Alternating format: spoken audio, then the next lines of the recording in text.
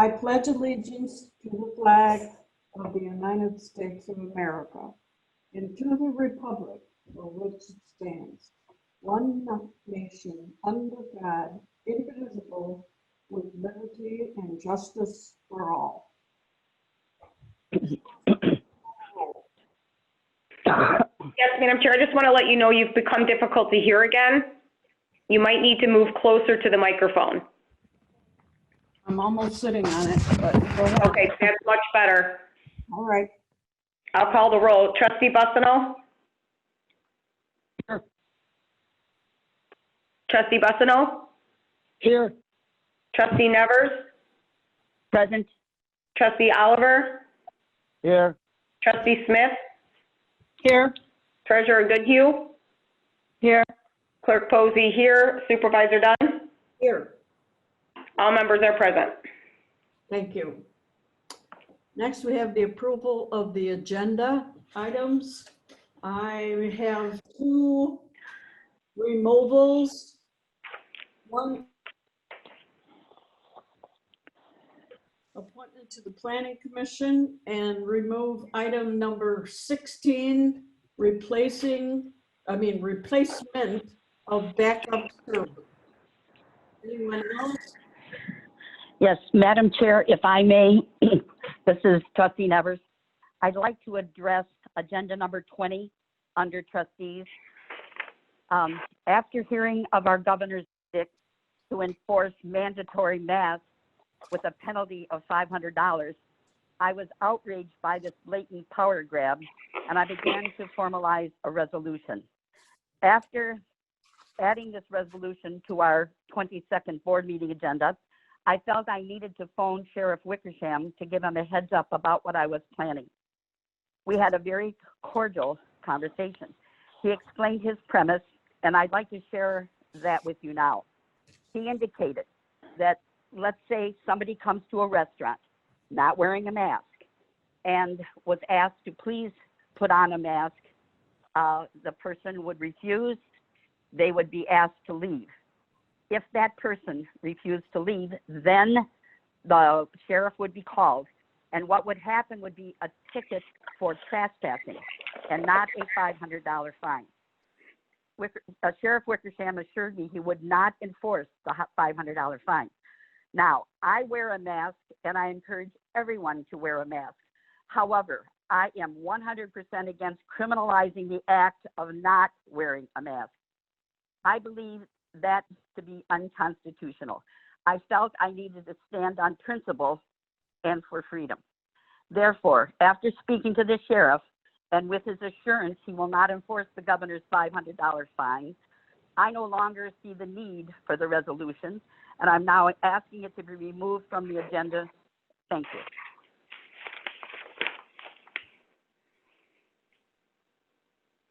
Anyone else? Madam Chair, I have under consent agenda a proposed add-on request to approve final site development bond release for Lutheran High North School Building Addition, $2,500, and a proposed add-on from the fire department request to approve change order number 8. That's all I have. Thank you. Anyone else? Is any motion? Madam Chair, Chair, Clerk Posey will make a motion to approve the agenda as amended. Motion by Ms. Posey, support by Goodhue. supported by Ms. Goodhue, to approve the agenda as amended. Ms. Posey, would you call the roll? Yes, Madam Chair. Clerk Posey, yes. Treasurer Goodhue?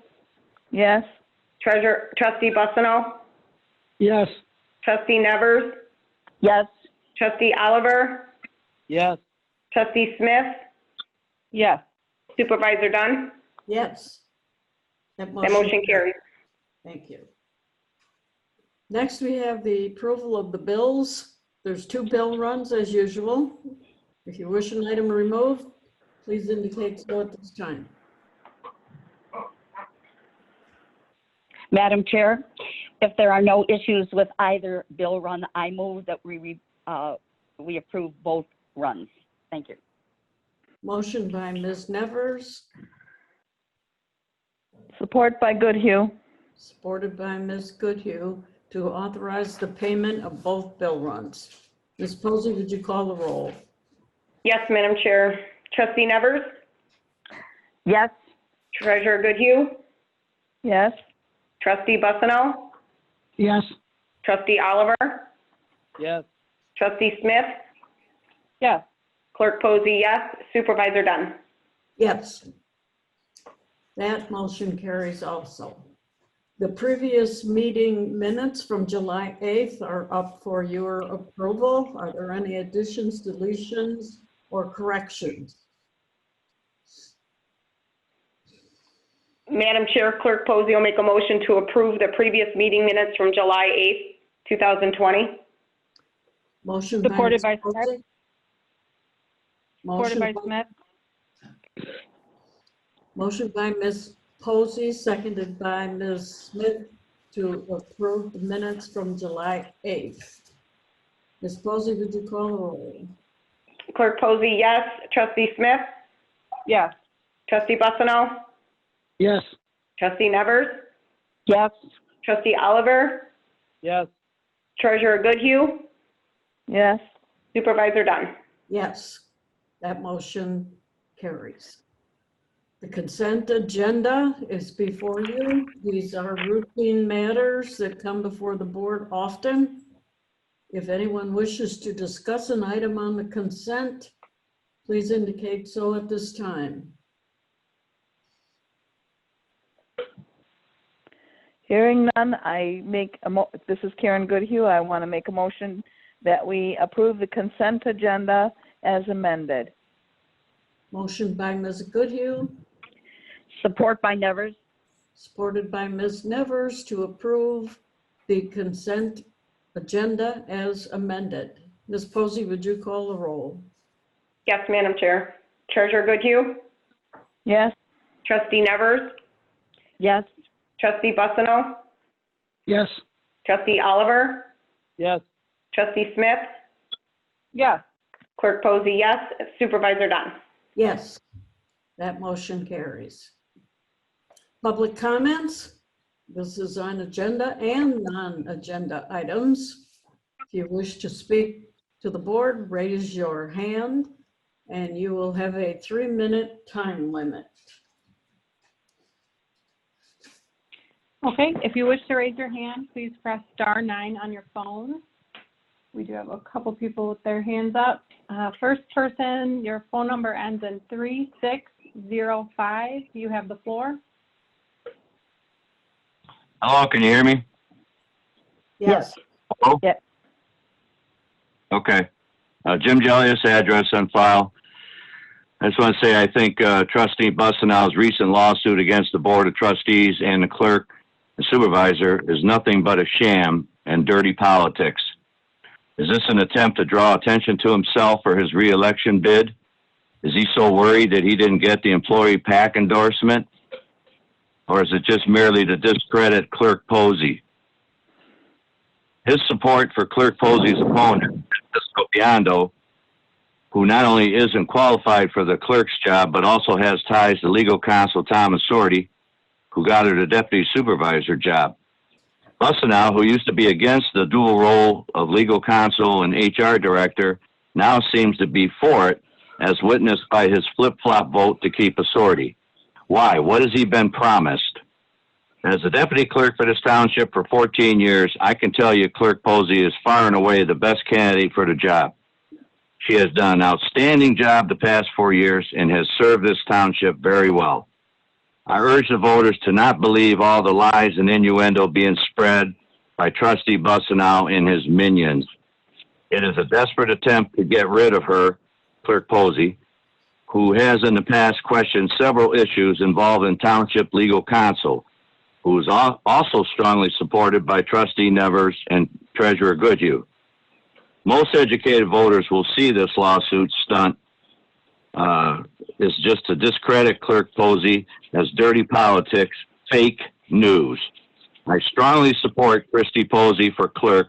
She deserves to be reelected. Thank you.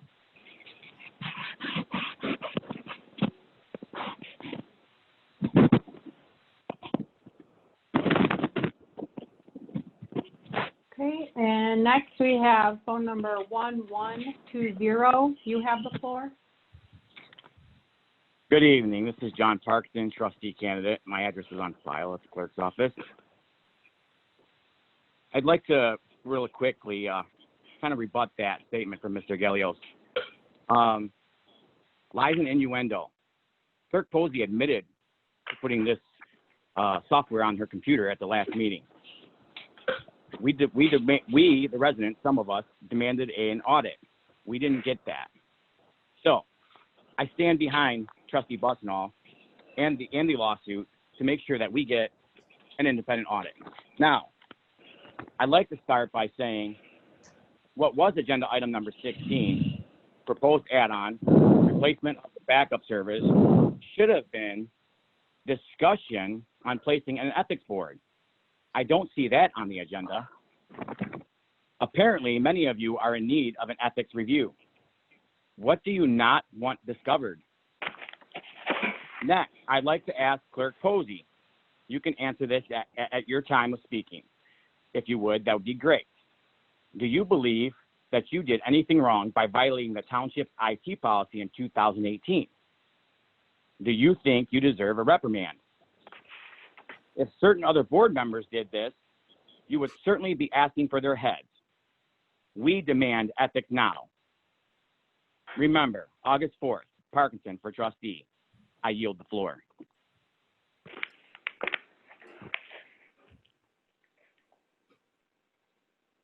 Okay, next we have phone number 1989.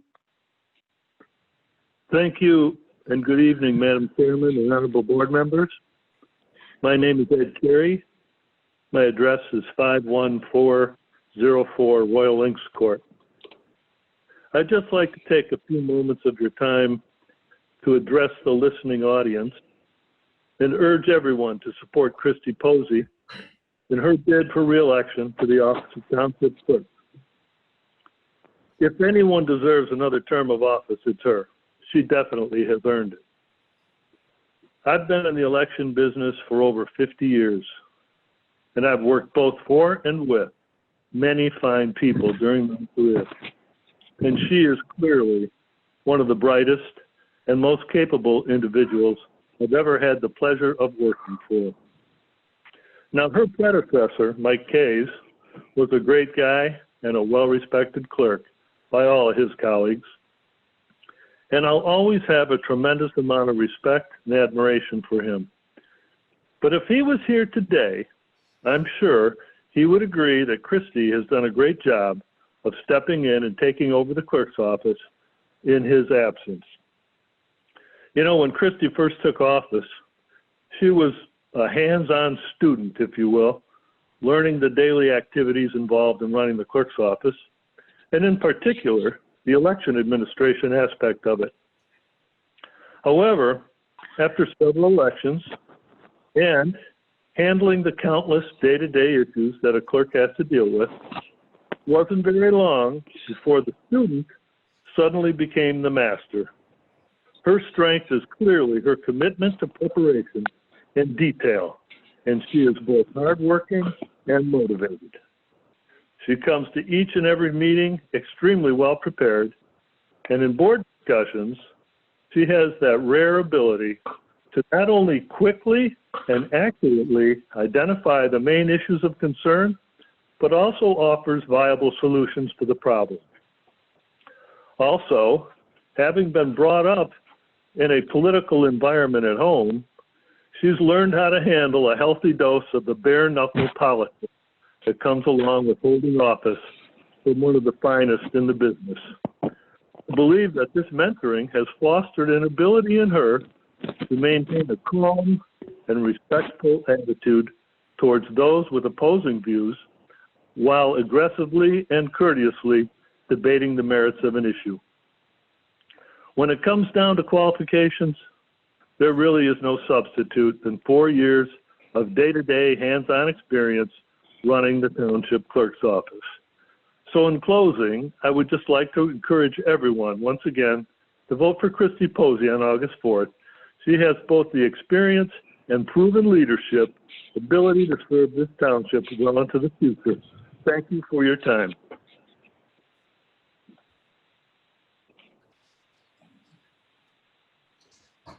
Okay, next we have phone number 6654. You have the floor. Hi, good evening. My name is Paul Majorana. My address is on file with the clerk's office. As a newer resident of Macomb Township, I feel compelled to speak out regarding some information that I have seen on social media as it pertains to Mr. Busnow's ability to pay his taxes and water bills within an appropriate time frame. I did my due diligence and found that you, in fact, do not pay bills when due, but rather apparently when you feel like it, right before they get rolled onto your tax bill. This is unacceptable from a trustee who is supposed to be a watchdog of your tax dollars. What does this say to the residents of Macomb Township about your fiscal responsibilities? You should be ashamed of yourself. That's all I have to say. Thank you very much. Okay, next we have Frank Cusmano. Good evening, Madam Chair, members of the board. Frank Cusmano, 16188 Jenny Drive. There's been some discussion and talk about Macomb Township Leadership PAC. I was endorsed by this political action committee, and I want everyone to know that there's nothing nefarious. They asked a series of questions, and I'm going to read the questions and the answers. First was, what qualifications do you bring to the township to be considered for the position you are running for? I'm not going to go into that. It's available on my website and also on social media. Number two question was, given the corruption in the past, what will you do to prevent future occurrences from this from happening? And the answer I gave was, in paneling an ethics board, enactment of a robust whistleblower policy, active and engaged trustees who sit on standing committees and subcommittees related to the largest expenditures of the township. I proposed an ordinance requiring disclosure of any pecuniary interest by a board member before voting on any matters. Develop a culture of trust and honesty and openness based on truth and less on power and secrets. Deploy confidential counseling for all personnel who have been compromised their values under the Macomb Township way so they can be clean of conscience and move forward as productive workers. Finally, a strict anti-retaliation policy for reporting any wrongdoing. Question number three was, in the past 3 years of controversy, has evolved around combining HR director and legal counsel positions. What are your feelings regarding this situation? My answer was, general counsel is a formidable figure. Many elected officials automatically defer to his or her opinions. Many employees are intimidated. Some public officials hide behind general counsel to obscure their lack of competence and lack of creativity. They are not prepared to discharge their official duties, so they use this unelected employee of the township, a legal hireling, as their oracle. This is a colossal mistake. General counsel should be a part-time position and off-site. Personnel at Township Hall need to resolve internal disputes through mediation and reconciliation processes, not through threats and litigation. Much of the controversy has mixed the lack of skill sets of Tom Authority with the organizational and structural defects of such an arrangement. They are distinct. In the case of Authorities, they created double trouble. Authority is not competent across a wide array of township business and legal issues. His incompetence has created unnecessary tension and anxiety with no productive purpose. I'm not going to continue, but they'll give you a flavor of what it was. Apparently, this organization thinks that my views are somewhat aligned with theirs. And I want to just say that the township employees are not the enemies, to paraphrase Abraham Lincoln. It can't be us versus them. Active, informed, and educated trustees are the final gatekeepers of the policy, and they're ultimately the right people to make the right choices and the right decisions. Thank you, Madam Chair. I yield the floor.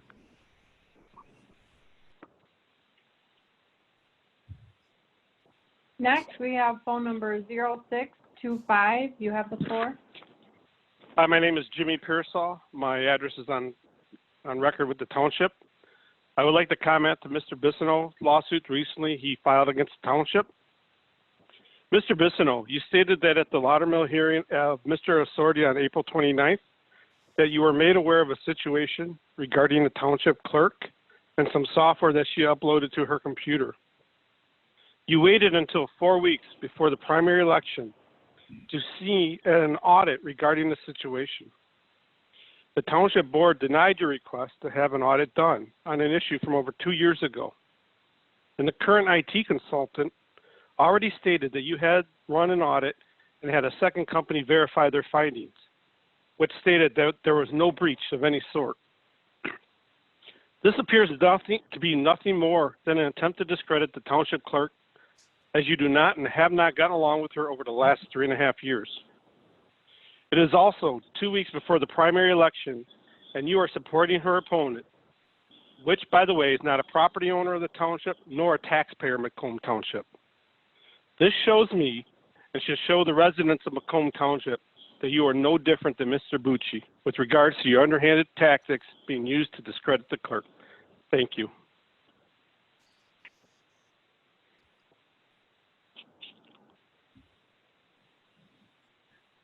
Supervisor Dunn, there are no more hands raised.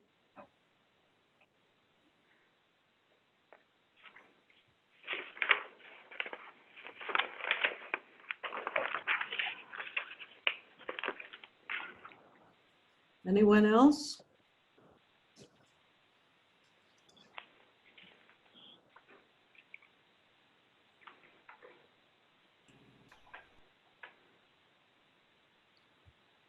Hearing no one, we will now move on to new business.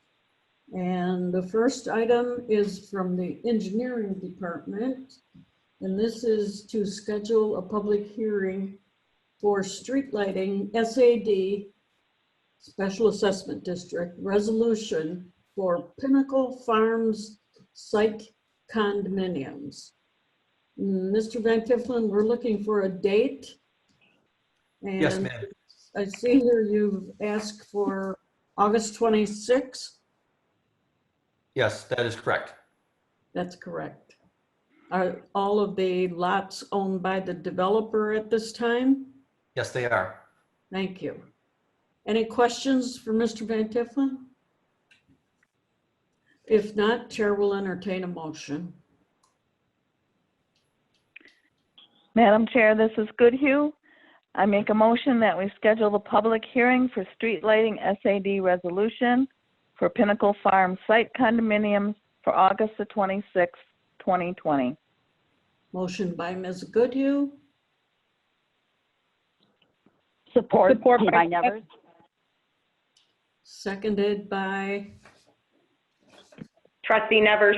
Trustee Nevers to approve August 26th as the date for the public hearing. Ms. Posey, would you call the roll? Yes, Madam Chair. Treasurer Goodhue. Yes. Trustee Nevers. Yes. Trustee Bissonnette. Yes. Trustee Oliver. Yes. Trustee Smith. Yes. Clerk Posey, yes. Supervisor Dunn. Yes. That motion carries. Next, we have a request to approve pathway abeyance for 54030 North Avenue. Mr. Van Tiffelen. Yes, Madam Chairperson, board members. The property owner is requesting a parcel split from the township. Township would normally require that the pathways be installed along with that happening. But there are no pathways in this area of the township, so the petitioner is requesting a sidewalk abeyance so that the sidewalk can be put in at a later date when we get sidewalks in that area of the township. We have reviewed the request and are recommending approval. Thank you. Anyone have any questions? We do these all the time, but now's the time to ask a question if you have one. Madam Chair, Clerk Posey makes a motion to approve the pathway abeyance for 54030 North Avenue, parcel number 08-12-153-003. Motion by Ms. Posey, Support by Nevers. seconded by Ms. Nevers to approve this pathway abeyance. Ms. Posey, would you call the roll? Yes, Madam Chair. Clerk Posey, yes. Trustee Nevers? Yes. Trustee Bucino? Yes. Trustee Oliver? Yes. Trustee Smith? Yes. Treasurer Goodhue? Yes. Supervisor Dunn? Yes. Yes. That motion carries. Number 9 is a request for authorization to begin the design work for the 2022 Pathway Gap Closure Program. Mr. Van Tifflin again. Yes, Madam Chairperson, board members. The last month, the board awarded the 2020 Pathway Gap Closure Program construction. That has started. We normally have 3 programs going at the same time, 1 under construction, 1 in easement acquisition, and 1 under design. Since we've moved the 2020 into construction, it's time to kick off the 2022 program. In the board packet, I included some estimated costs for that, this particular program. This program is in the area of Fairchild, between the railroad tracks and Hall Road, on Heidenreich, south of 23 Mile Road, the area leading into the intersection at Carter Road and 22 Mile, and then on the east side of Hayes Road, north of 23 Mile Road. In the packet, it indicates the program is the estimated cost at little over $1.2 million. I do want the board to be aware that we have a number of sidewalk advances along this particular program that will reduce that cost. I believe I put in your packet a couple $100,000. So that gets us closer to that $1 million mark that we've targeted for each of the pathway gap closure programs. So we were able to, because of that, we were able to add that area on Hayes Road, north of 23 Mile Road.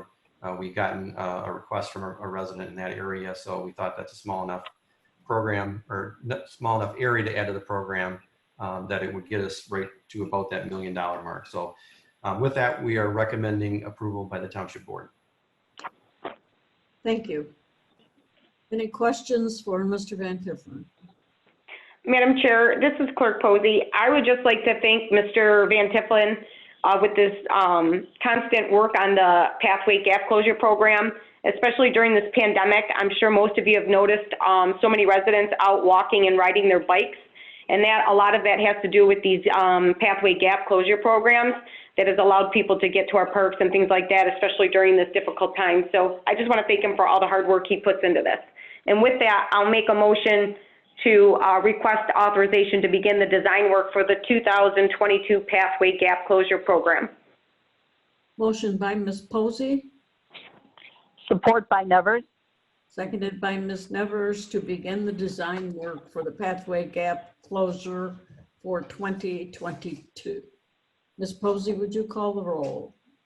Yes, Madam Chair. Clerk Posey, yes. Trustee Nevers? Yes. Trustee Bucino? Yes. Trustee Oliver? Yes. Trustee Smith? Yes. Treasurer Goodhue? Yes. And Supervisor Dunn. Yes, that motion carries. Under Human Resources, we have authorization to initiate the recruitment process for building inspector. Mr. Sordi. Madam Chair and members of the board, Mr. Maples has requested the Human Resources Department to initiate the recruitment process for a building inspector. This is for an open position that we were working with this year, but it is for an open position. So with that, I'd ask for authorization for the Human Resources Department to initiate the recruitment process for a building inspector, and I'll be happy to answer any questions. Thank you. Any questions from the board? Madam Chair, this is Goodhue. I'll make a motion that we authorize the recruitment process for building inspector. Motion by Ms. Goodhue, Supported by Smith. supported by Ms. Smith. Ms. Posey, would you call the roll? Yes, Madam Chair. Treasurer Goodhue? Yes. Trustee Smith? Yes. Trustee Bucino? Yes. Trustee Nevers? Yes. Trustee Oliver? Yes. Clerk Posey, yes. Supervisor Dunn? Yes, that motion carries. Thank you. Under planning and zoning, we have preliminary plan for Shara Estates site condominiums. Mr. Box? Thank you, Madam Chair and Board. Actually, I'll talk a little bit about item 11 and 12 together. They're both for the same site condominium. Shara Estates is located south of 24 Mile and west of Card Road, actually a little bit further west of Foss Road. It is located between the existing Harmony Acres subdivision and what is the proposed Wellington Estates subdivision. It is a 30-unit residential community, matches nicely with the existing layout of Harmony Acres and is set up to match with the proposed Wellington Estates. They're both the preliminary and final plan will need separate motions from the board tonight, but they are here together because the preliminary plan had actually been approved last summer and the developer did not move forward at that time and actually expired, so it had to be reapproved by the Planning Commission, and we had the Planning Commission approve both preliminary and final plan at the same time, which is why you see them here tonight on the same agenda. This subdivision or this development is supported by all departments within the township, as well as has been approved by the Planning Commission. Okay, thank you. Any questions? Any motions? Madam Chair, Goodhue, I'll make a motion that we approve the preliminary plan for Shara Estate site condominiums located on the south side of 24 Mile Road, west of Card Road. Motion by Ms. Goodhue, Clerk Posey, seconds. seconded by Ms. Posey to approve the preliminary plan as submitted. Ms. Posey, would you call the roll? Yes, Madam Chair. Treasurer Goodhue? Yes. Clerk Posey, yes. Trustee Bucino? Yes. Trustee Nevers? Yes. Trustee Oliver? Yes. Trustee Smith? Yes. And Supervisor Dunn? Yes. This motion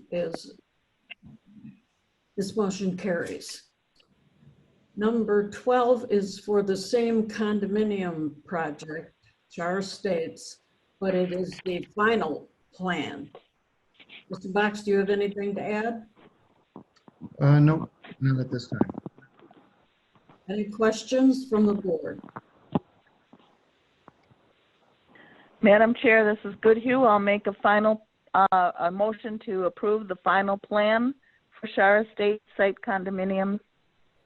Motion by Ms. Goodhue, Clerk Posey, second.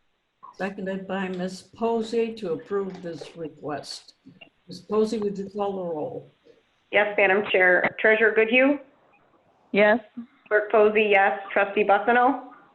Yes. Trustee Nevers? Yes. Trustee Oliver? Yes. Trustee Smith? Yes. Supervisor Dunn? Yes. This motion carries. Number 13 is an amendment to the Macomb Township zoning ordinance, and this is concerning conditional rezoning. Mr. Bond. Thank you, Madam Chair and Board. So conditional rezoning is what is proposed here is new text to be amended to the zoning ordinance, and it would allow conditional rezoning, which will serve as a nice tool for the township to use in the planning and zoning process. As many of the properties in the township are becoming developed further and further, we often end up with odd-shaped parcels or difficult to develop parcels. And we get developers and landowners in to request their property to be either rezoned or for a number of variances or special land uses. And oftentimes when it gets to in front of the Planning Commission and the ZBA, some of the requests have to be denied because they must follow the ordinance as it's written, which usually ends in the next step being that the landowner or the developer works towards a consent judgment, which is essentially a lawsuit, which the township then consents to development restrictions or requirements on the site. Once those are in place, we're often tied to what that is, or we have to go back through the process to make amendments.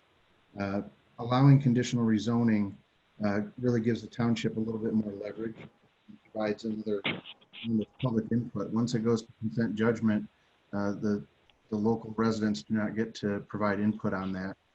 Conditional rezoning would essentially accomplish the same thing, but do so through the Planning Commission and through the Board of Trustees, where again it allows another round of public input. And I think that's everything for this. Okay. You and I talked earlier this week that this needs to be in the form of a resolution. Correct. Thank you. Any questions from the board? Are there any motions?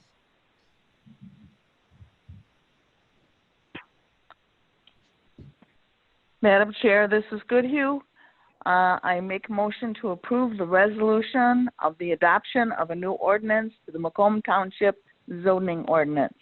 Article 20, XX 4 and 5. I'm past that stage. Administration Section 10.2401 - conditional rezoning. Thank you. Motion by Ms. Goodhue, Support by Nevers. seconded by Ms. Nevers to adopt this resolution. Ms. Posey, would you call the roll? Yes, Madam Chair. Treasurer Goodhue, Yes. Trustee Nevers, Yes. Trustee Bussino, Yes. Trustee Oliver, Yes. Trustee Smith, Yes. Clerk Posey, yes, Supervisor Dunn. Yes, that motion carries. Now we go to the fire department, and this would be a request to approve change order number 8. Chief Phillips.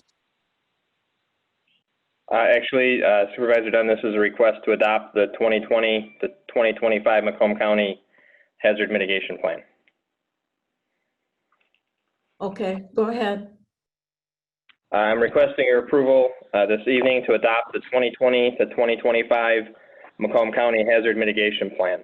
The plan is prepared every 5 years by Macomb County Emergency Management based on input from each municipality. The plan identifies risks that may damage commercial, residential, and public properties, displace citizens and businesses, close streets and impair infrastructure, and present general public health and safety concerns. The plan itself is 302 pages in length. That's why a copy was not provided for your review. However, I included all parts of the plan that are specific to Macomb Township. The plan has been adopted by the county, state, and FEMA and cannot be changed. If the plan is not adopted by resolution by the township will be ineligible for any type of federal funding over the next 5 years. So with that, I would request a motion to approve the resolution adopting the 2020 to 2025 Macomb County Hazard Mitigation Plan. I'm happy to answer any questions. Thank you. Any questions for Chief Phillips?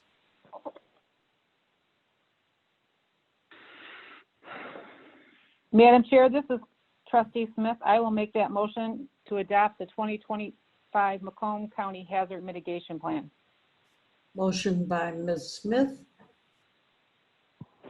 Support by Nevers.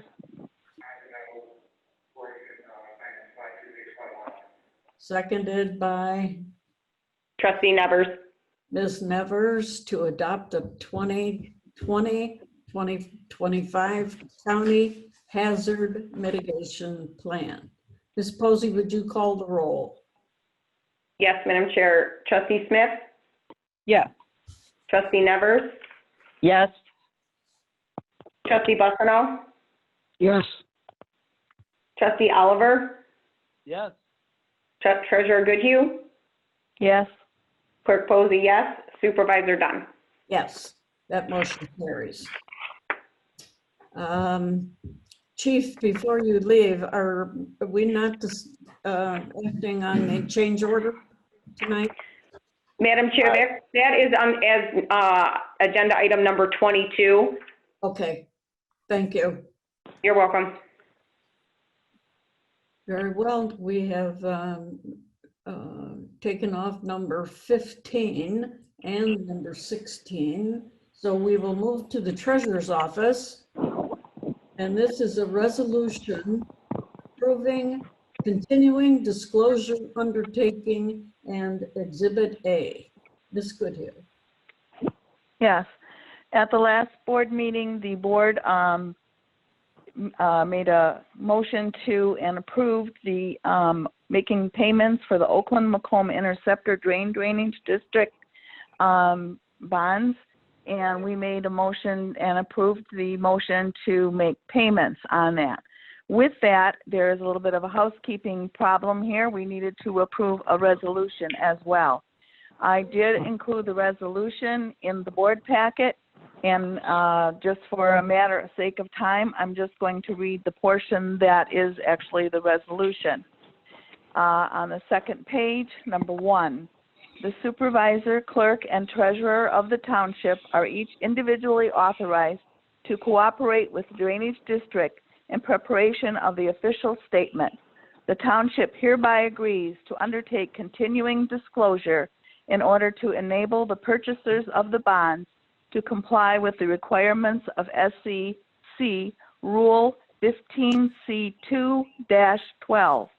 And the supervisor, clerk, and treasurer of the township are each individually authorized to execute a continuing disclosure undertaking on behalf of the township in essentially the form attached hereto as Exhibit A, with such changes as may be required to conform the continuing disclosure undertaking to the financial information and operating data contained in the official statement and the requirements of SEC Rule 15C2-12. All resolutions or portions thereof insofar as they may be in conflict with the foregoing are hereby rescinded. At this time, I would like to make a motion that we approve the continuing disclosure undertaking for the Oakland Macomb Interceptor Drainage District, counties of Oakland and Macomb, state of Michigan, bonds, limited tax general obligation, series 2020A, and also include Exhibit A. Motion by Ms. Goodhue, Support by Nevers. supported by Ms. Nevers to approve the resolution approving continuing disclosure undertaking and Exhibit A. Ms. Posey, would you call the roll? Yes, Madam Chair. Treasurer Goodhue? Yes. Trustee Nevers? Yes. Trustee Bucino? Yes. Trustee Oliver? Yes. Trustee Smith? Yes. Clerk Posey, yes. Supervisor Dunn. Yes, this motion carries. Or this It was a resolution, Madam Chair. resolution. Next, we move on to the Finance Department, and this is for actuarial services for other post-employment benefits, otherwise known as OPEB. Ms. Smith. Good evening, Madam Chair and members of the board. I'm before you tonight, this evening, to request an award for a 3-year contract for actuarial services for our other post-employment benefits, which is our retiree health care. A request for proposal for these services was placed on Mitten on June 22nd with a bid opening date of July 6th. A total of 7 proposals were submitted ranging from $12,500 to $29,700. An evaluation committee consisting of Karen Goodhue, Thomas Sorty, and myself reviewed the proposals, and we found that Conrad Siegel has scored the highest. If awarded, this would be for a 3-year contract totaling $12,500 over those 3 years. A confirmation of process memo has been submitted by Janet Solomon, the purchasing specialist. So tonight I am asking for a motion to award a 3-year contract to Conrad Siegel in the amount of $12,500 for actuarial services in connection with OPEB reporting. I'm available for questions. Any questions? Madam Chair, Clerk Posey will make the motion to award a 3-year contract to Conrad Siegel in the amount of $12,500 for actuarial services in connection with OPEB reporting. Motion by Ms. Posey, Support by Goodhue, second. Go ahead. seconded by Ms. Smith. Smith to approve the actuarial services. Ms. Posey, would you call the roll? Yes, Madam Chair. Clerk Posey, yes. Trustee Smith? Yes. Trustee Bussino? Yes. Trustee Nevers? Yes. Trustee Oliver? Yes. Treasurer Goodhue? Yes. Supervisor Dunn? Yes. That motion carries. Number 19 is the firefighter pension system actuarial study. Go ahead, Ms. Smith. Thank you. This is a request for a 3-year contract for the actuarial services for our firefighters pension system. A request for proposal was placed on Mitten again on June 22nd with a bid opening date of July 6th. We received a total of 4 proposals ranging from $16,200 to $21,000. We had the same evaluation team of Karen Goodhue, Thomas Sorty, and myself, resulting in the highest scoring with Rodwood Consulting Company for a total of $16,200. A confirmation of process memo has been submitted by Janet Solomon as well, and I am looking for a motion to award this 3-year contract to Rodwood Consulting in the amount of $16,200 for actuarial services in connection with the firefighter pension system reporting. Thank you. Thank you. Any questions for Ms. Smith? Madam Chair, this is Karen Goodhue. I will make a motion that we approve the actuarial study for the fire pension system to Rodwin Consulting in the amount of $16,200. Motion by Ms. Goodhue, Clerk Posey, second. seconded by Ms. Posey to approve the actuarial study for the firefighter pension system. Ms. Posey, would you call the roll? Yes, Madam Chair. Treasurer Goodhue? Yes. Clerk Posey, yes. Trustee Bussino? Yes. Trustee Nevers? Yes. Trustee Oliver? Yes. Trustee Smith? Yeah. Supervisor Dunn? Yes. Motion carries. Number 20 has been removed. And number 21 is a Parks and Recreation request, and this is to paint the Natatorium. Mr. DeCaro? Yes, thank you, Madam Chair. Good evening, board members. Parks and Recreation Department is requesting permission to paint the ceiling and walls of the Natatorium, which is our pool area of the rec center. This would be the first time being painted since we opened in 2004. We placed the item on Mitten. We received 5 bids ranging from $68,630 to $171,389. Based on the review from the evaluation team of criteria established in the RFP, UNS Companies is the best contractor for the project. After meeting with UNS Companies and discussing the project, they found some cost-cutting measures to reduce their original bid from $114,000 to $107,114. I've included the bids and the confirmation of process memos from the purchasing specialists. At this time, we're recommending the contract be awarded to UNS Companies for $107,114. I am available to answer any questions. Thank you. I can't believe it's never been painted before. I'm just amazed. Pretty high up there. And any questions for Mr. DeCaro? Madam Chair, this is Trustee Smith. I'll make the motion to have the Recreation Center Natatorium painted for $107,000. I'm sorry, $107,114. Motion by Ms. Smith, Clerk Posey, Supported second. by Oliver. seconded by Ms. Posey to grant the request for the painting of the Rec Center Natatorium. Ms. Posey, would you call the roll? Yes, Madam Chair. Trustee Smith? Yes. Clerk Posey, yes. Trustee Bussino? Yes. Trustee Nevers? Yes. Trustee Oliver? Yes. Treasurer Goodhue? Yes. Supervisor Dunn? Yes. That motion carries. Thank you. We will now go on to the number 22, 21, the request. 22. Request to approve change order number 8. This is for the fire station. Chief Phillips? Madam Supervisor, members of the board, as directed at the June 10th, 2020 board meeting, Mr. Assorti and I have discussed with AEW the proposed change order regarding AEW's failure to install oil interceptors in the new public safety building, specifically in the fire bays and the sheriff garage. Mr. Assorti has had several conversations with the attorney representing AEW, and AEW continues to accept no responsibility and places all of the blame on their subconsultant, Peter Basso and Associates.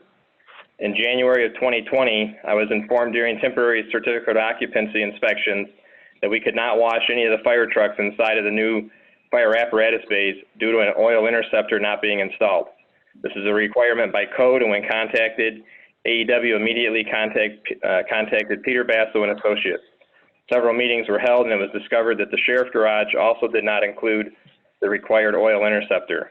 Peter Basso and Associates and AEW were both aware of this requirement on August 21st, 2018 during the initial mechanical plan review. The only oil interceptor they included in the project is the one required for the elevator. In May of 2020, AEW attempted to present to me a change order in the amount of $172,796 for the 2 oil interceptors they failed to include in their bid documents. I refused to accept it, and a meeting was held with Supervisor, Mr. Assorti, myself, and representatives from AEW.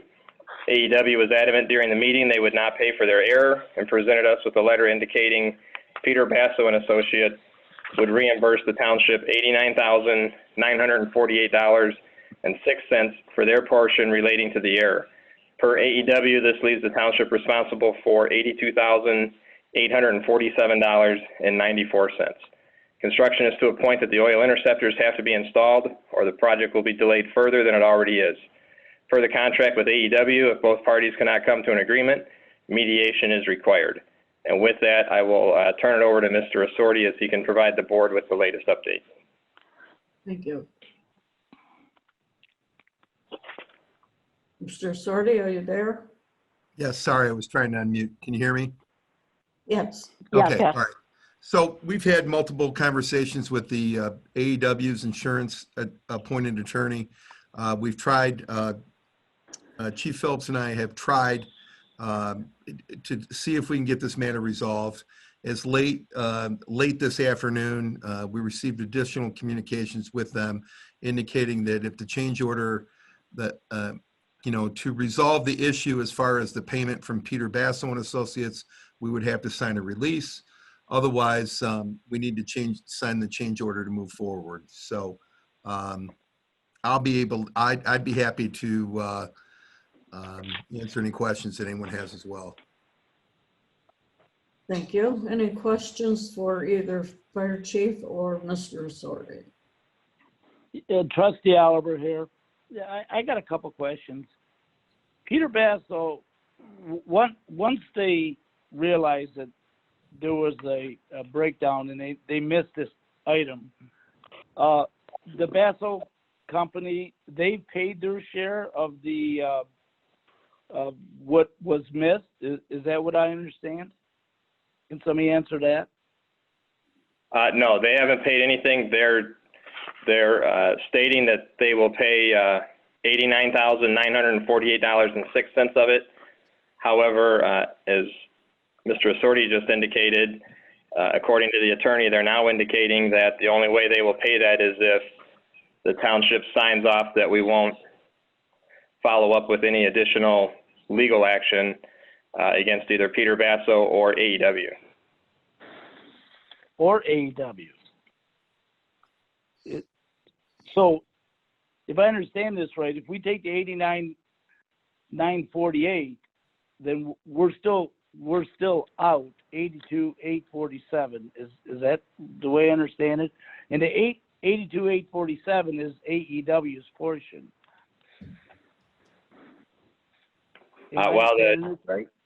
The 82,000 is what AEW is saying that township is responsible for, because that's the actual cost of the oil interceptors and the labor to install them, which they say would have been part of the original bid documents and the township would have had to pay, and that they cannot provide a betterment to the project since they won't be owning the oil interceptors. So, Chief, do you have a recommendation on this? Because it appears that we're going to get some money back, but not all of it, our loss here. Is this going to cost us time and money? My recommendation would be, unfortunately, to approve the change order number 8, because if we don't, it's going to delay the project and we're going to experience cost delays due to that. And then, as I stated in the memo, direct Mr. Assorti to follow through on the legal aspects as contained within the contract. Per the contract, AEW was paid to design and is required to design a building that meets all code standards and regulations, which they failed to do because of their incompetence. Okay. All right. I kind of understand it now. Anyone else? So Madam Chief Chair, Phillips, I'd like if to I may- ask, do you have a question, Ms. Nevers? I do. Chief Phillips, so if I understand this correctly, the change order, which you are suggesting that we go ahead and pay, and then Mr. Assorti will follow up with the legal process, would be $82,847. Is that correct? No, That would be what we. the total change order that we would have to approve is $172,796. Out of that, according to what has been presented to us, Peter Basso and Associates will reimburse the township $89,948.06. Okay. All right. Thank you for that clarification. Madam Chair, if I may, I'd like to ask the township attorney, what is your recommendation in this situation? Well, my recommendation has been that what we have been trying to do all along was due to the working relationship we have with AEW, that we sit down with them and try to work out a resolution. Unfortunately, I believe that the attorney I'm talking to may or may not be talking to their client directly, is pretty convinced that their reading of the contract is dead nuts accurate and that we are completely wrong. And I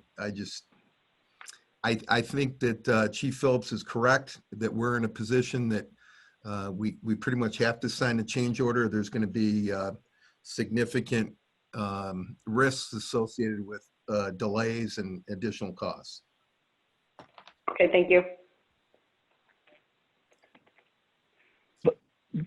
Trustee Oliver here with another question.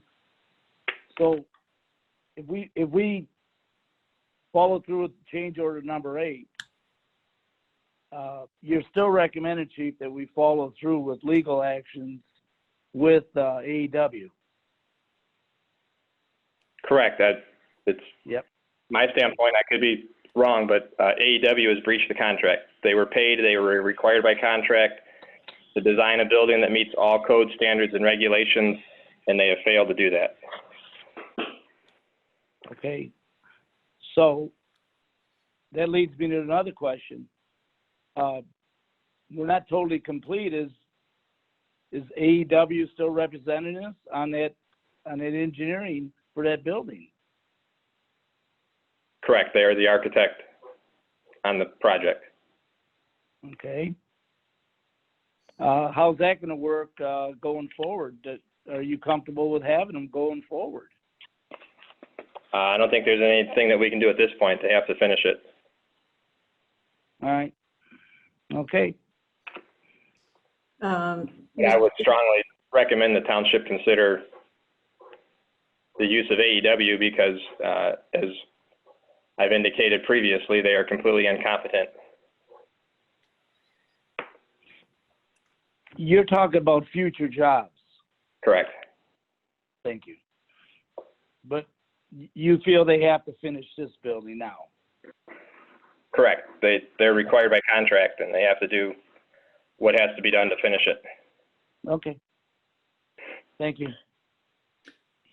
Mr. Assorti or Chief Phillips, has any of the conversations that you've had with either AEW or AEW's attorney suggested perhaps splitting the cost or in some way structuring it so that Macomb Township wasn't responsible for the whole amount?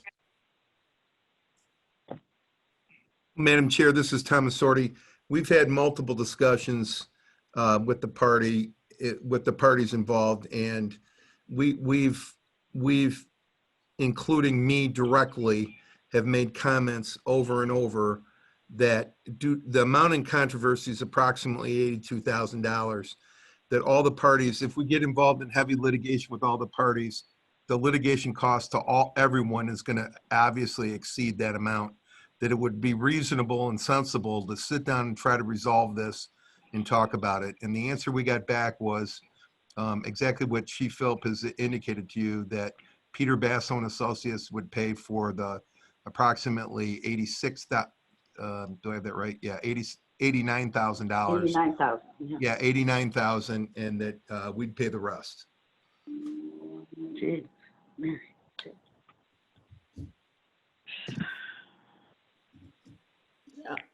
This is a very big project with millions of dollars, and I don't want to spend any more than I have to on this completion of the fire station, but to hold up construction and put us behind schedule, and we don't know what kind of weather we're going to run into come fall.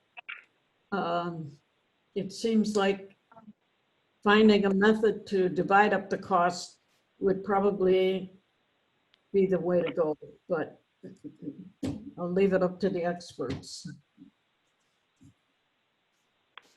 Mr. Assorti, Never's asking a question here. Why do you think A&E is so dogmatic about this? That it sounds like they've dug in and they're not moving. And do you understand the reason why? Do they feel they're on solid ground? Doesn't seem like it to me.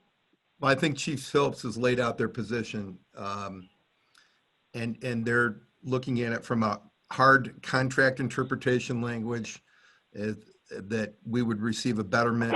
There is obviously, there is that side of the coin, but to completely deny any responsibility in this whole process is just we just can't understand.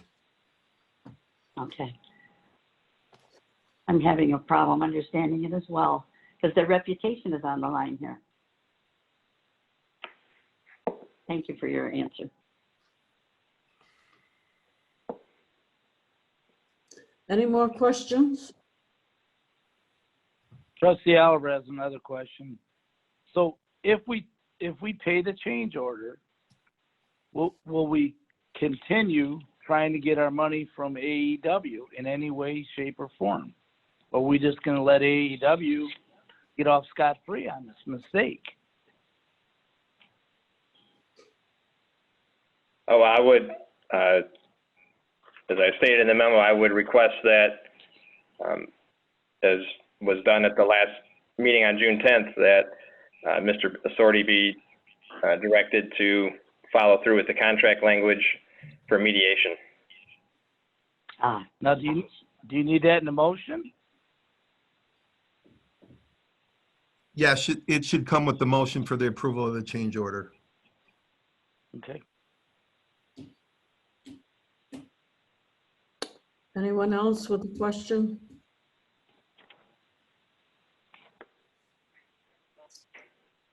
Okay, are there any motions in this matter?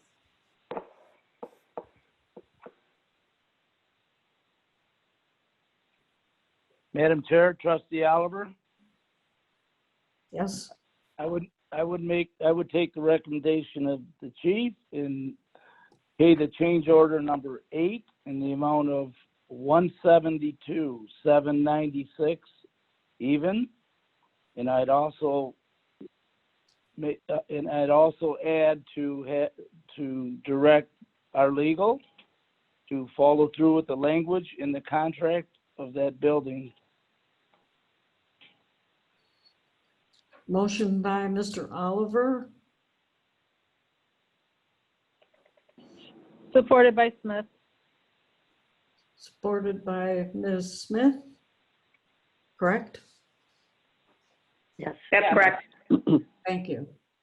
To pay the change order and have Mr. Assorti continue negotiations with AEW. Ms. Posey, would you call the roll? Yes, Madam Supervisor. Trustee Oliver? Yes. Trustee Smith? Yes. Trustee Bussino? Yes. Trustee Nevers? Yes. Treasurer Goodhue?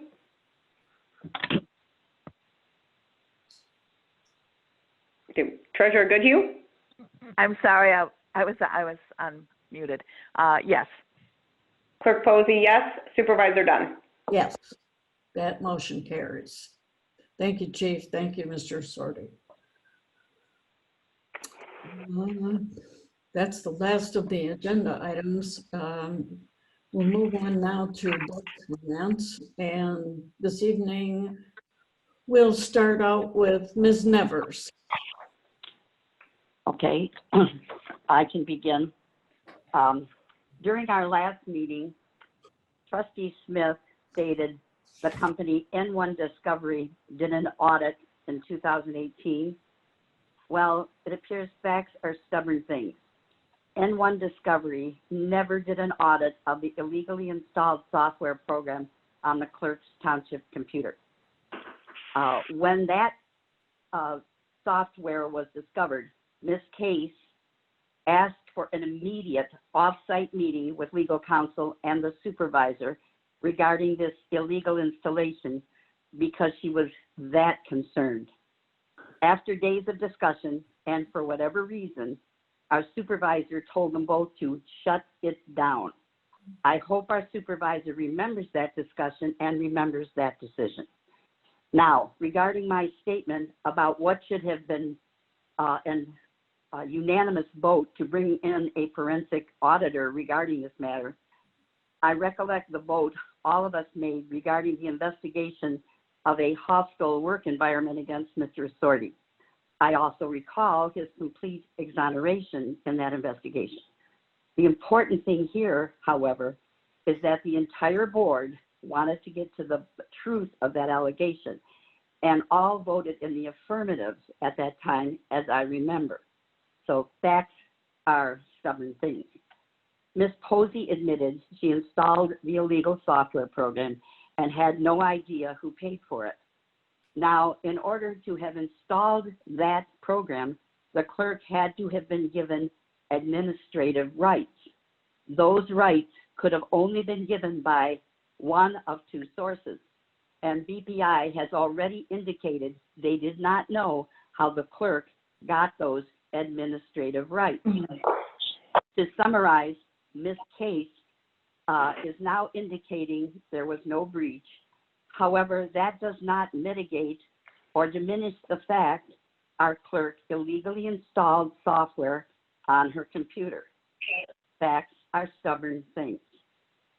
Now, I believe Ms. Case has a contract renewal coming up soon with the township. Her allegation from 2 years ago has now changed. Was she threatened about losing that contract if she did not alter her remarks? Just asking. Finally, consider this. If someone robs a bank and somehow blasts into the bank's vault only to find out that the money had been removed earlier, does that mean there was no attempted bank robbery? I think not. That's the end of my remarks. Thank you. Mr. Buzzino. Yes, Madam Chair. Madam thank Chair, Mr. Bussino, I'm sorry. Madam Chair, I have a question for Mr. Sorty. Sure. I was told that there's a pending lawsuit regarding this issue. Should we be discussing this issue or? Mr. Sorty?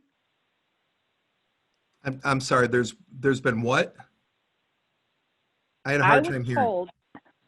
I was told there's a pending lawsuit. I understand everyone's now talking regarding that lawsuit. Should we be talking about that lawsuit? Is it okay to talk about the lawsuit now? I don't know all the facts and circumstances of the lawsuit that you're referring to, and I've been instructed that I'm not to participate in that situation. Okay, so I'm sorry, you don't know about a lawsuit? Well, I understand there was a lawsuit. Yes, I haven't read the lawsuit. Okay, if I haven't. So, Mr. Sorty, if there's a lawsuit, should we be discussing this right now? If I'm asking for your legal advice. And There's a Ms. pending Smith, lawsuit. Should we be discussing this? and Ms. Smith, I just informed you that I've been asked not to participate, represent the board or any board members regarding that lawsuit.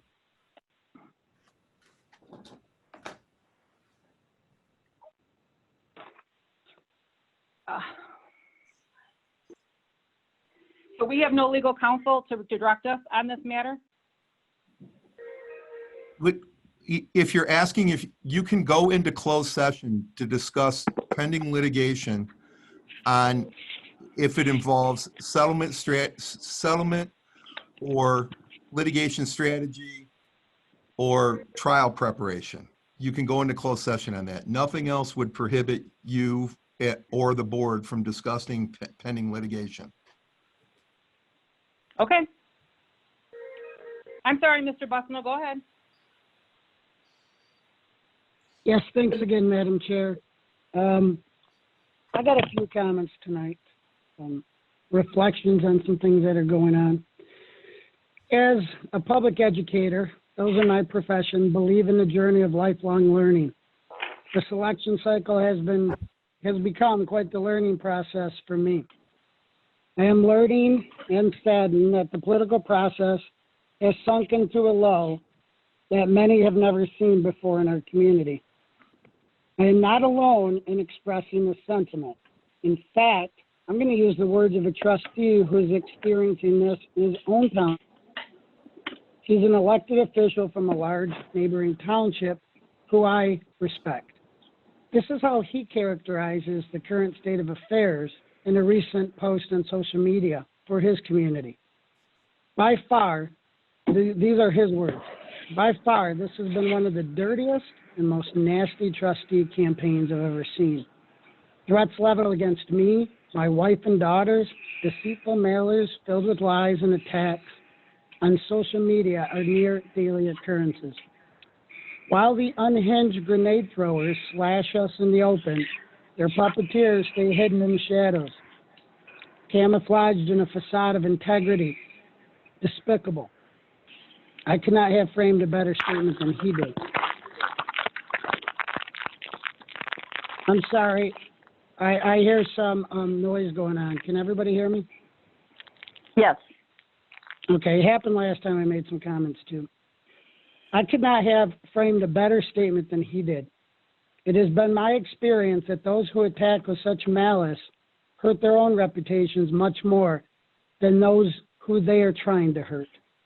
It has been a history of mine of recommunicating that many believe politics is a justifiable excuse to take actions that are not welcome in a civilized society. Lying, cheating, libel, slander all come to mind. The political elite somehow are able to convince themselves and their supporters that these character flaws are justifiable in the political arena. My students study this Machiavellian philosophy in class. So again, these actions are not surprising me, just the intensity this year is disturbing. But I do have a concern about how politics is impacting a couple areas of the processes of township government. First of all, I'm concerned that politics has seemed to cloud the judgment of this board in relation to not approving an IT audit of our system. There is wisdom to having an IT audit finding no voter data or sensitive data of residents was collected and transmitted. It would lessen the credibility of someone who has brought a legal action against this township. If nothing was compromised, then the motivations of the person who suggested it would be clear and strengthen our position in that legal case. Did anyone who voted no even think about that scenario? I'm sure you probably never did. Have our attorneys communicated that to anybody? There was and still is wisdom to having an IT audit done. If the clerk's explanation stands after an audit, that would be a perfect scenario for all. Voter and other data was safe, and we're in a better position for a legal challenge from an employee. However, if the audit is being held up because there's fear some data was indeed breached, that does create an issue for many, but your duty is to resident data first, political careers and personal loyalty second. My fiduciary duty to the residents is what prompted my legal action. The second action that has concerned me this election comes from certain employees who represent the management union in their PAC. A recent statement on a political flyer is the second time that I have experienced a completely false statement about me, all in the name of management union leadership, attempting to achieve their financial and political goals. Let me say before I continue, my concerns with these types of statements and graphics on flyers have been expressed in the past. When flyers that crossed the line of human decency were sent out about those I was not even politically aligned with in 2016, I expressed these concerns at board meetings. I urged our board to denounce them and said those types of political tactics had no place in our community. But I guess there are those who get paid well to ensure that they continue. But back to my specific second concern. This flyer is troubling as it relates to a legal situation, another legal situation we have in the township. As I stated, this is the second time the union management has not been truthful about me. The first time was early on in contract negotiations in 2018 when they stated at the bargaining table that I had leaked information about contract talks as a result of a post on a Facebook page they were monitoring. It was discovered that the information was coming from an email address, and we provided them with the URL to investigate. On a recent disturbing flyer paid for by the Macomb Township Leadership PAC, a PAC whose description of themselves in a letter to all candidates starts this way. The PAC consists of management employees of Macomb Township. The management employees PAC stated in a flyer, among other things, a question. Why won't Tim disclose the group who gave him $10K in campaign donations? This is a complete misstatement of the truth. When a resident asked me about that exact donation a few board meetings ago, I gave a very detailed explanation of how those donations from 4 years ago developed. I named the group multiple times. Management employees are always present at meetings and would have heard the explanation. Furthermore, those donations are clearly listed on campaign finance reports I filed 4 years ago. Those reports are on file and posted online with the Macomb County Clerk. Posted in the same exact place that the Management Employee Union PAC is legally obligated to disclose their finances. They could easily locate those contributions. They knew it was a 100% complete misrepresentation of the truth. One may ask, but Trustee Bussino, Isn't that just politics? It is politics, but dangerous politics to the financial assets of the township. Let me explain this. You see, management employees have been trying to build a case against another employee with many accusations against that person. How do we know what is truthful from that process now? That flyer sheds credible doubts. One only needs to analyze the infamous letter from the management employees to find some of that has been misrepresented and embellished. Just last meeting, a statement was made that 30 employees signed that letter, which claimed a negative work environment. The number of signatures was actually only 22 lines. The reason I say lines is because when you analyze that document, that letter, one signature just says yes, another says medical leave NA, no. I would like to meet that employee who has the most unique name I've ever seen signed. Another notes last day. So the reported numbers of signatures is a third less than the current narrative. Furthermore, for a group of employees who have reported their fear of retaliation, they sure can dish out retaliation themselves in indecent political flyers that they have paid for. Flyers that were sent directly to homes of some residents meant to bully, retaliate, and cause anxiety, the very things they say they're afraid of.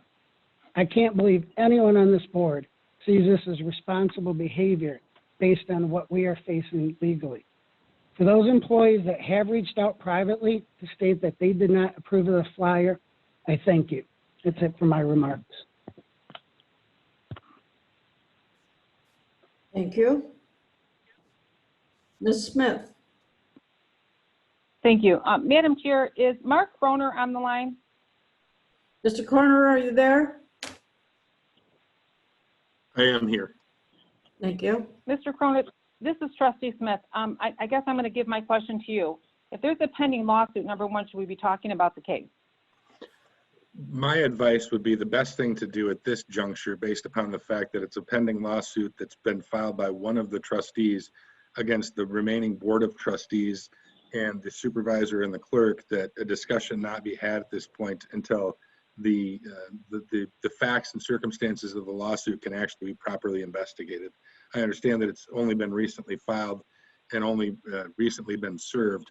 So my advice at this time would be to refrain from discussing matters pertaining to the lawsuit at this time.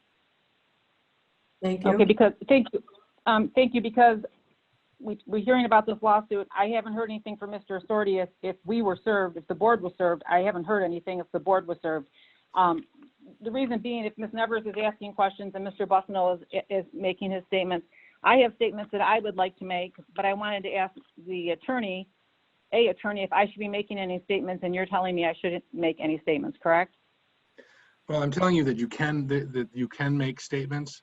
My advice at this juncture would be, before we've had an opportunity to review, or other legal counsel perhaps selected by your insurance agency has had an opportunity to review the allegations contained in the complaint, that public discussion of the matter not be conducted at this time. Further, when there is if there is a closed discussion meeting that concerns the allegations and facts and circumstances surrounding the suit, that perhaps the plaintiff, who is a trustee, be excluded from those discussions as well, in the interest of the township. But again, I haven't had an opportunity to fully review the complaint. I'm not sure which of the parties has been served. I understand that there is a complaint out there that's in existence, and my recommendation at this time would be that the discussion not be had. Thank you. But it could be brought up at a later time, correct, Mr. Croner? I can ask these questions at a later time? As long as I am the attorney that's representing the township in that particular matter, then yeah, you would be able to ask me questions about it at a later time. Okay, so at this time, I don't as a trustee have any attorney that I can actually speak to, so thank you. I have no further comments. Madam Chair, can we be introduced to the person that was speaking? I didn't hear his name. Do not know who he is. This is Mark Kerner. I'm an attorney with Foster, Swift, Collins, and Smith. Several board meetings ago, you all approved to hire outside counsel to review particular issues that folks were having trouble discussing with current legal representation. I am the attorney that was hired, or subsequent to that vote, was hired by the Supervisor Dunn to consult on particular issues. Okay. Could you spell your last name, please? Yep, it's Koerner.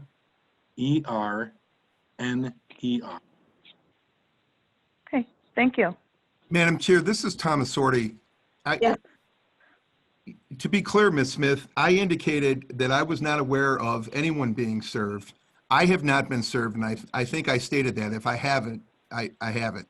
I also was specifically directed by the supervisor not to be involved in this.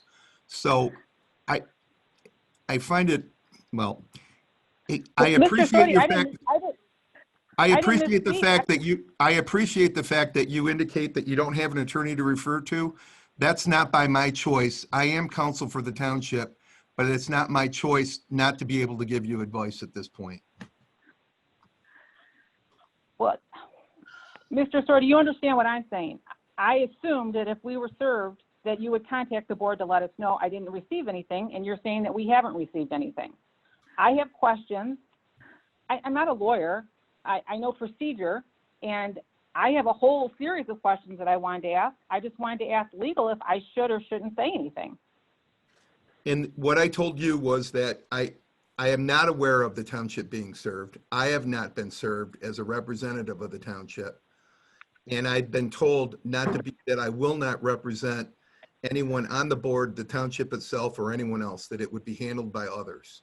So I apologize that you don't have an answer tonight, but I'm going by what I was told at about 4 o'clock this afternoon.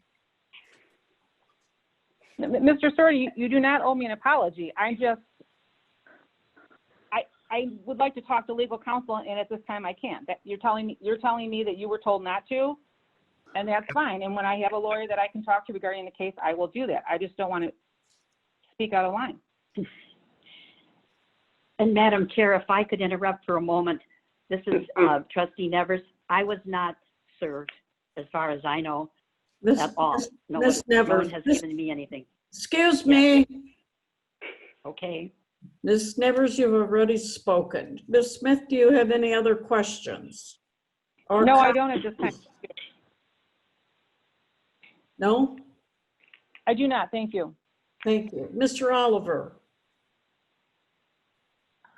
Yes. Well, being that we can't speak on certain items,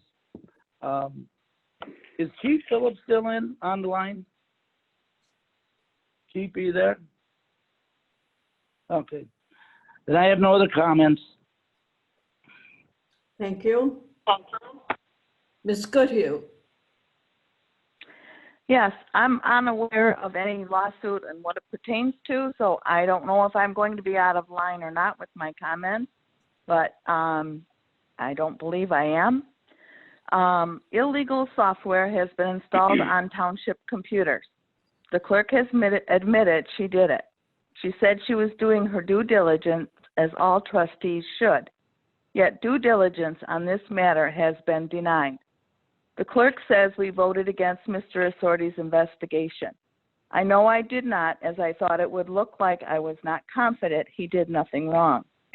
Is there no confidence that the clerk did anything wrong? People have asked for years why no one spoke up against Mr. Bucci's wrongdoing, assuming we even knew about it. Well, it seems when you speak up, you have flyers with false information sent out at election time, you are excluded from meetings, and you are threatened. I do not understand at all why the people who want transparency and integrity in government are not speaking up now. I am speaking to this not for political reasons, but merely for a quest for honesty.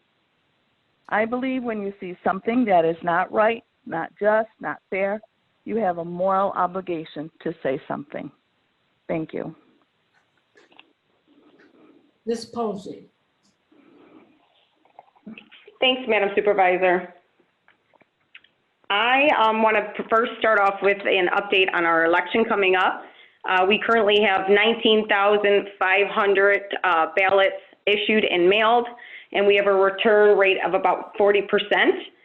Also, if there's residents and voters that choose to vote by mail, we, the clerk's department, must receive your request for an absent ballot app by Friday, August 31st at 5 p.m. Also, for those of you that still wish to vote in person but prefer a crowd-free environment, the clerk's office has extended hours all next week from 9 a.m. to 7 p.m. Monday through Thursday, on Friday from 9 a.m. to 5 p.m., and on Saturday from 8 a.m. to 4 p.m. And you can also receive an application to vote by mail and your ballot at the counter. So we're here to assist you should you wish to vote in person at the clerk's office to avoid a crowd, or by mail, and we're also prepared to serve you in our polling locations. I would like to follow up with some of the statements that have been made. I couldn't agree with Mr. Bussino more. This year, perhaps more than any year, voters are inundated by efforts to confuse them about the election process, their rights, and the issues at stake. Unfortunately, these efforts are being taken right here in Macomb Township. Since I was elected in 2016, I have been personally attacked. There have been endless witch hunts and distracting lawsuits to try and tear me down. Since the $190,000 IT contract had been repeatedly renewed by those who see things that say they follow not right, not fair, and not just, it was repeatedly renewed without going out for competitive bids. And at the time, we didn't have an established purchasing department. I was doing what I could to determine if the computers were under maintenance contract. The software used to accomplish this collects stats, no content, no writing or changing anything on the network. This is all being used as a security breach of voter information to shamelessly advance their agenda during an election. The software utilized for voter information has enhanced security built in and utilizes multi-factor authentication. The system is continuously monitored by the state of Michigan and uses sophisticated, secure data matching technology to safeguard the integrity of the voter files. Again, absolutely no chance of voter information compromised. If Ms.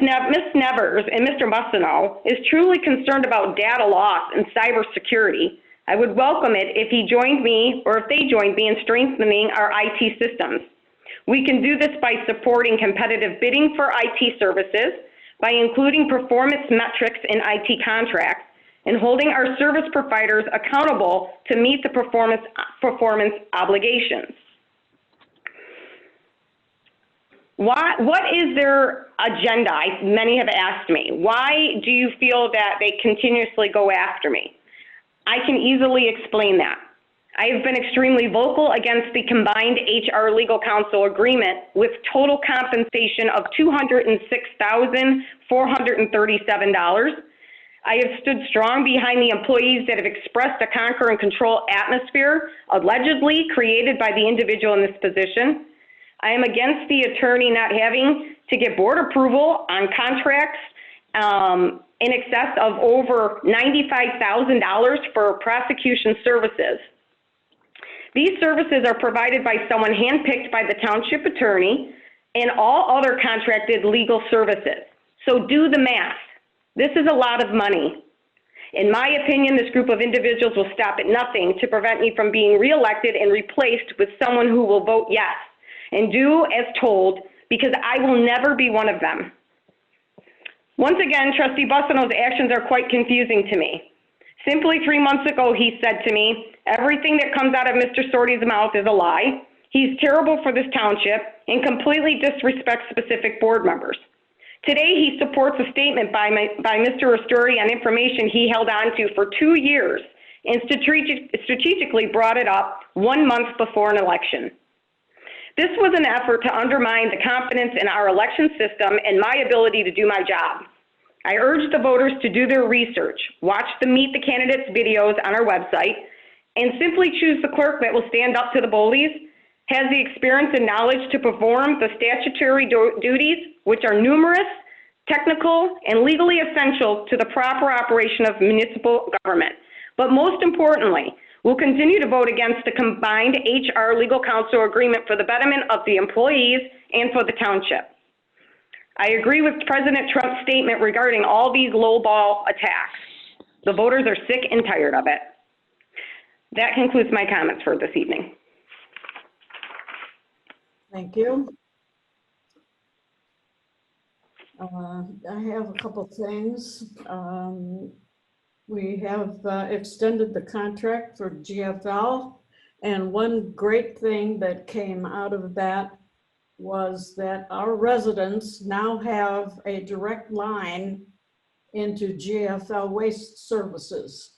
It's a dedicated line. It will be staffed with personnel who know the contract and the services and can answer your questions. The number to call is 586-825-9521. This means that you don't have to call the 844 number and wait and wait and wait. The operator answering our dedicated line is prepared to schedule service for you, take a special request, arrange for a pickup, and any other issues you need. Again, that number is 586-825-9521. It's also on our website. You can refer to it anytime. The other thing I wanted to announce, kind of going along with the GFL services, we now have a hazardous waste day scheduled. If you remember, we had one scheduled in May, but because of the coronavirus, we could not do it at that point. But the hazardous waste day is now scheduled for the last Saturday in August, August 29th, from 9 a.m. until 1 p.m. And it would be here at the township offices. There is way too much construction going on at the fire station senior center. So watch for more information as the day gets closer, but the hazardous waste day is August 29th. Now, about this lawsuit. As far as I know, I am the only one that has been served. It names the entire board of trustees and was signed by Mr. Buzzano, which means that he's bringing a lawsuit against himself. I didn't ever realize that that could happen, but there's a attorney that put his name to it and a notary that signed for it. I think that Mr. Sorty has his facts a little bit skewed. About 4 o'clock this afternoon, he did come into my office. He said to me that he's not going to say anything about the lawsuit, and I agreed with him. As far as him saying that he hasn't seen it, that is not entirely true because my deputy showed him the lawsuit online. Now I'm going to ask Mr. Corner one more time. Do you agree that none of us can discuss this matter?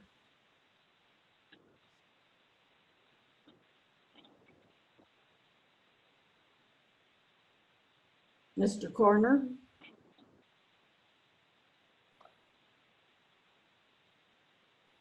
Sorry, I was just trying to unmute myself. It's not that I disagree that anyone should not be able to discuss the matter, but I think at the stage of the litigation, Mr. Sorty was correct that pursuant to the Open Meetings Act, you can go into closed session to discuss strategy or settlement negotiations with regard to ongoing litigation.